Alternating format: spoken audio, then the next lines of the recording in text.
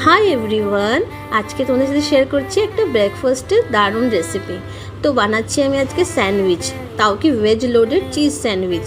Normally কি হয়, বাচ্চারা তো ভেজিটেবলস খেতে চায় না, তো তোমরা যদি এইভাবে স্যান্ডউইচ বানিয়ে খাওয়াও তারা কিন্তু ভালো করেও খাবে, আর ভিতরে চিজ থাকবে। তো বাচ্চাদের তো চিজ পছন্দ, ইভেন কি ঝালও কম থাকে, তো সব বাচ্চাদের জন্য এটা পছন্দ। ইভেন কি বড়রাও বানিয়ে খেতে পারো। আমি তো মাঝে মধ্যে এমন করে স্যান্ডউইচ বানাই, আবার ডিফারেন্ট ওয়েতেও বানাই। তো এবার এইভাবে বানিয়েছি, তো ভাবলাম তোমাদের সাথে একটু শেয়ার করি। তো তোমরাও আমাকে জানাবে তোমরা কিভাবে স্যান্ডউইচ বানাও, আর আমার ভিডিওসগুলো দেখে, রেসিপি ভিডিওসগুলো তোমাদের কি ভালো লাগে কি খারাপ লাগে সেটাও জানাবে, ঠিক আছে।